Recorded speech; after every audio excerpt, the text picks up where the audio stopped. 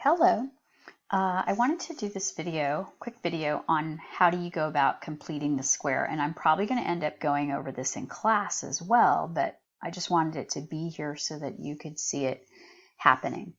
Okay, so this is from page 3 of the 10-6 notes, and when we went over it in class, I originally had just asked you to go ahead and identify which of the conics this was, and in order to do that, you wanted to look for your squared terms. You wanted to look at the sign. In this case, they're both positive. And then if they were both positive or both negative, you wanted to look at the coefficient for each of those. And they're different coefficients. And since they're different coefficients, that tells me this is going to be an ellipse. Okay, so now I know it's going to be an ellipse, but I have to get it into that completed square form so I know where to graph everything. So in order to do that, what we're going to do is we're going to go ahead and we're going to group together the x's, and we're going to group together the y's, and we're going to take that constant and we're going to move it to the other side. So that gives us equal to 13. Okay. So we've grouped those together.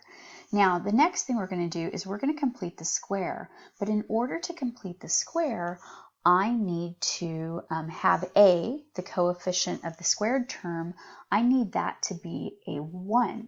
So what we're going to do is we're going to go ahead and factor out of here a 3, which leaves me with an x squared plus 2x, and I'm going to leave some space. Plus, I'm going to factor out of here a 5, which leaves me with a y squared minus 4y. And I'm going to leave some space, equal to a 13. At that point, what you want to do is you want to complete the square on the little part that is inside of these parentheses. Okay, so in order to do that, and I'm going to just go ahead and put a little 1 here. Over here on the side, I'm going to take my b, which is equal to 2, and I'm going to figure out what's b divided by 2. And then I'm going to take that number and I'm going to square it, which of course will just be a 1. So what I'm going to do then is I'm going to go ahead and complete the square by adding 1. Now, you also have to keep a balance. So in order to balance, 3 times 1 is 3. I'm going to add 3 to the right-hand side. Okay, then the next thing I'm going to do is I'm going to complete the square on this group, and that's going to be a 2. And I'm going to take my b again. I'm going to divide it by 2. I'm going to square that, and I'm going to get a 4. So that means I'm going to add in here a 4. And for my balance, I have to remember the 5's out here, and 5 times 4 is 20, and I'm going to go ahead and add 20 to the right-hand side. Okay, so once you have those, then what you're going to do is you're going to break down your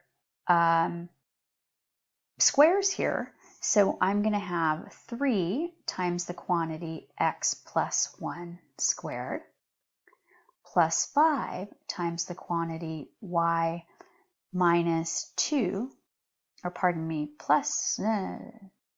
minus, my bad, minus, again, because the sign here has to match the sign down here, quantity squared equals 13 plus 3 is 16, plus 20 is 36. Oh, so sorry about the 5. Okay, so this is going to get pretty ugly, but the process is the same for everything happening here. So in order for this ellipse to be in its good form, we need this to be equal to 1. And in order to get that equal to 1, I'm going to go ahead and divide everything, sorry about this, by 36.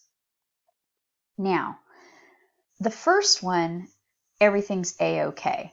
And I end up, and I just go ahead and I cancel the 1 and I cancel the 36, and I end up with x plus 1 quantity squared over 12.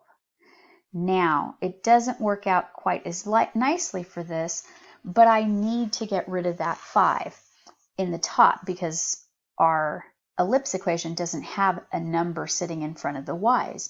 So in order to do that, I'm going to divide by 5. So if 5 would go into here evenly one time, switching pens, 5 would go into there evenly one time, 5 does not go in evenly, and I end up with this in my denominator. And so I end up with y minus 2 quantity squared over, sorry about this, 36 over 5 equals 1. What that allows me to see now is that the center of my ellipse will be located at -1, 2. I can also see that the bigger of these two numbers is going to be the 12, and since that's under an x, my ellipse is going to be horizontal. And again, that's because 12 is greater than 36 over 5, and the big number controls the direction of the ellipse.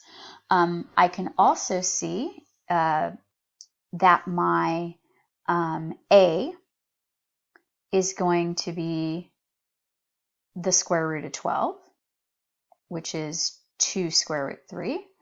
I can see that my b, unfortunately, is going to be the square root of 36 over 5, which, without rationalizing, is 6 over root 5. And then if I want to get my c to locate my foci, I'd have to use c squared is a squared minus b squared. And my a squared is 12, and my b squared is 36 over 5, which hopefully is something decent on the calculator. 1 second. Okay, so that's going to be 24 over 5, which is not pretty, but that tells me my c will be the square root of 24 over 5, which is approximately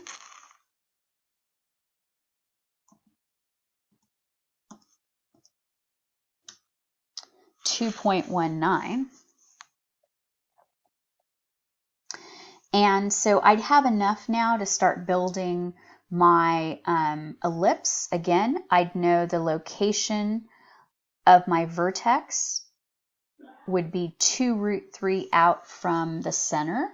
So actually, let's go ahead and continue that. My vertex would be located at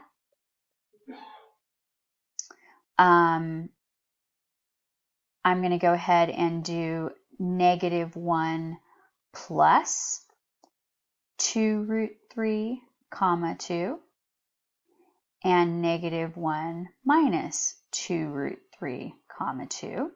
Again, all I'm doing is adding and subtracting the a distance from my x coordinate of my center.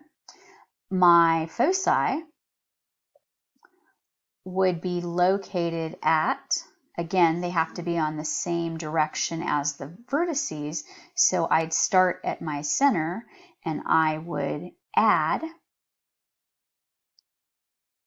6 over root 5 and not move vertically, and then I'd do -1 minus 6 over root 5 and not move vertically. And again, if I had to graph these, I would just go ahead and get a decimal approximation for each of those values. And then I didn't ask for co-vertices, I believe. No, you would be good to go. So that would be the location of your vertices, your center, and of course the location of your foci. And that is it for this video. Alrighty. Thank you very much. Hopefully that'll give you something to think about, and I'll see you guys later.